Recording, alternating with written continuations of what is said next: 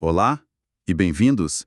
Hoje a gente vai fazer uma análise de uma história que se passa em Knockton Falls, usando uma crise médica bem misteriosa como nosso ponto de partida. Exato. E o legal aqui é que, à primeira vista, parece uma história sobre um vírus, né? Sim, um mistério médico. Mas o que a gente vai explorar é como a narrativa usa isso para, na verdade, transformar a vida de duas pessoas que são muito solitárias. A doutora Ellie Kimball e o Grant Douglas, que é um guerreiro lobo. Isso.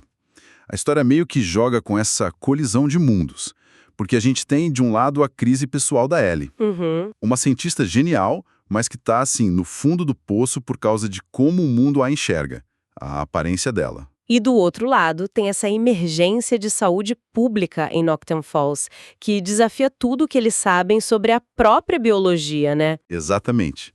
Então, a nossa conversa hoje é sobre como esses dois desastres, um superpessoal e outro coletivo, acabam sendo a solução um do outro.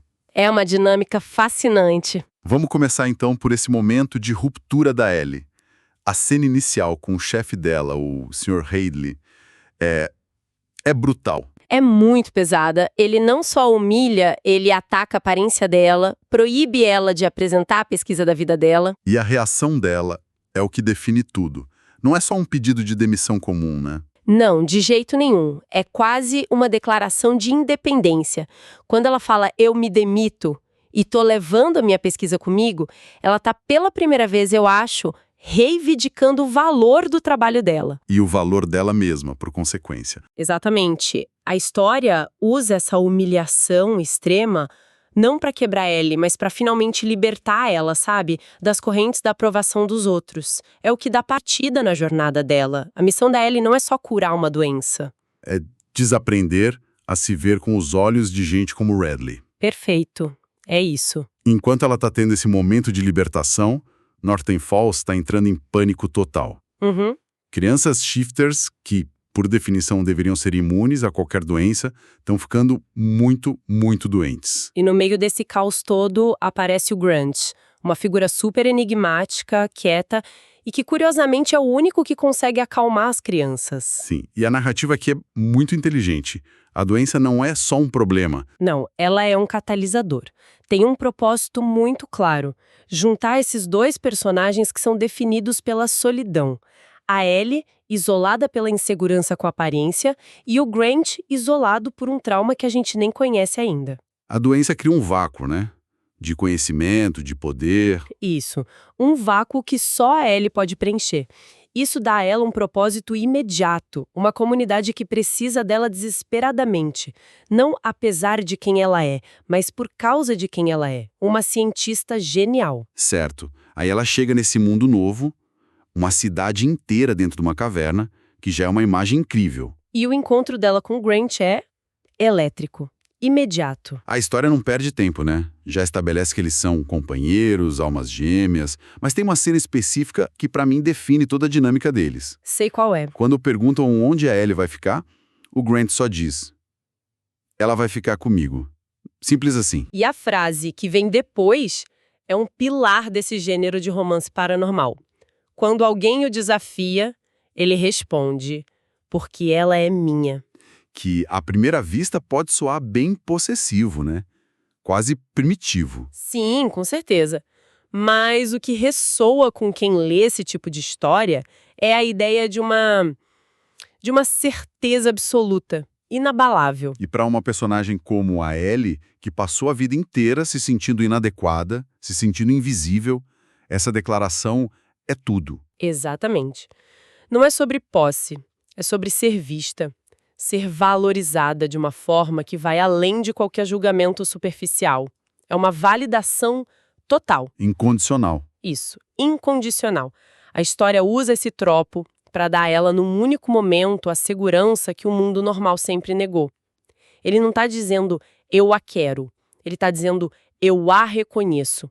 E para Ellie, esse reconhecimento é mais curativo que qualquer remédio. Mas enquanto essa conexão deles se fortalece, a crise médica só piora. Desmorona, na verdade. Mais crianças adoecem, e aí vem a primeira morte, a da pequena Clara. É um momento devastador, mas é também o ponto de virada da investigação da Ellie. Sim, e o que a autópsia revela é a chave para todo o mistério.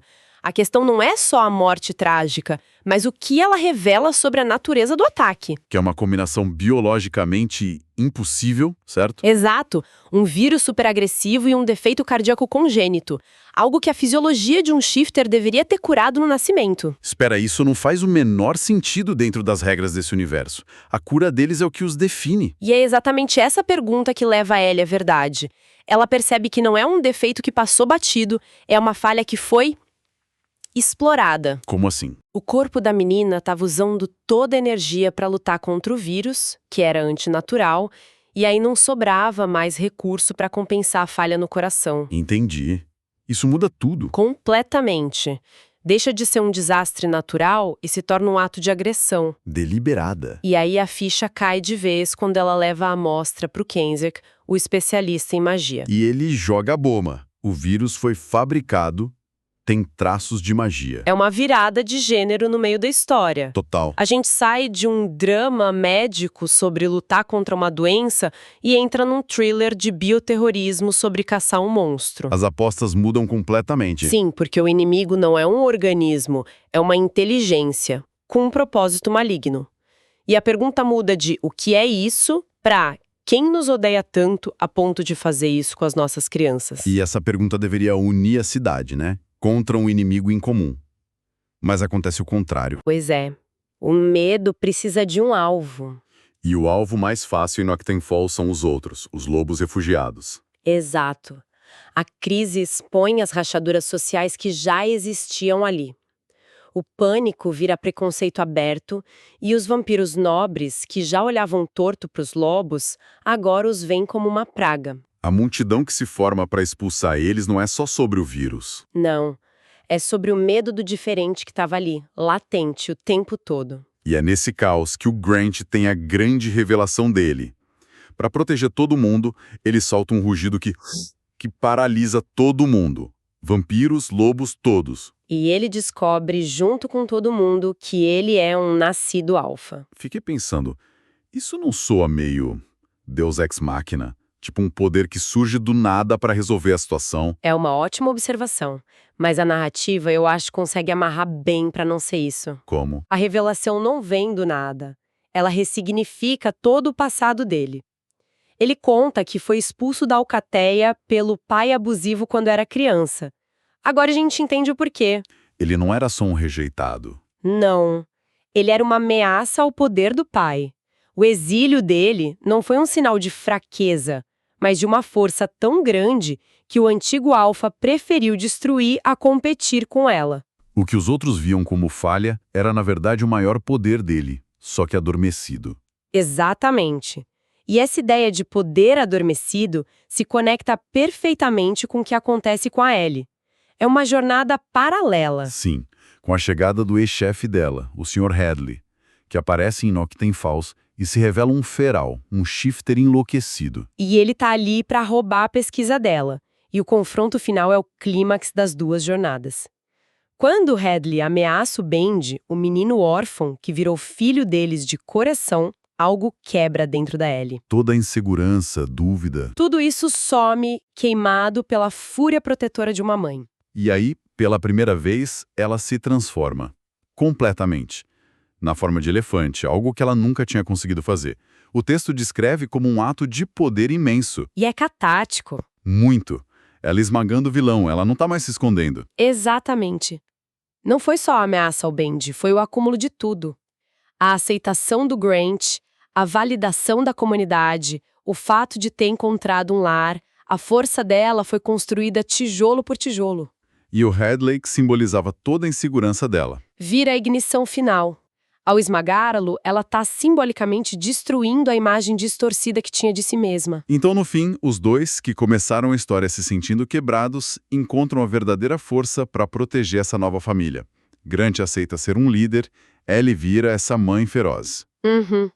A adoção do Bendy, depois, é só a formalização do que já era real. E é por isso que a história funciona, né? A investigação médica, a conspiração, tudo isso é o esqueleto da trama. Mas o coração é sobre como duas pessoas encontram não só o amor, mas a si mesmas, quando se dedicam a algo maior.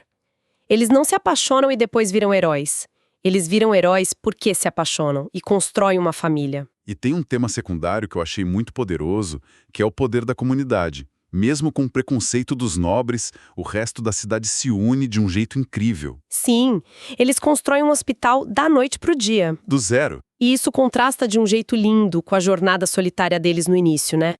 Mostra que a força de verdade não tá só no poder de um alfa ou na genialidade de uma cientista, mas na capacidade de uma comunidade de se unir na crise. E isso, claro, reflete na jornada da Ellie.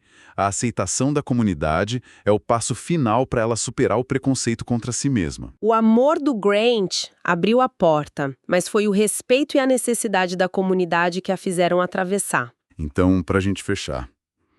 A ameaça imediata, o vírus, foi contida. A conspiração foi confirmada.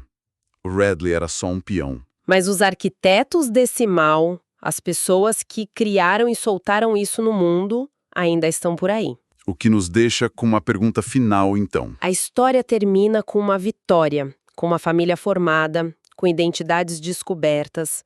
Mas essa segurança toda nasceu sob a sombra de uma ameaça que ainda existe. Então a questão que fica é: o que significa construir um lar, encontrar paz e amor, sabendo que existe um inimigo oculto, sem escrúpulos, que já provou que não vai hesitar em atacar os mais inocentes para conseguir o que quer? A batalha pela alma deles foi vencida, mas a guerra pela sobrevivência do mundo deles, essa mal começou.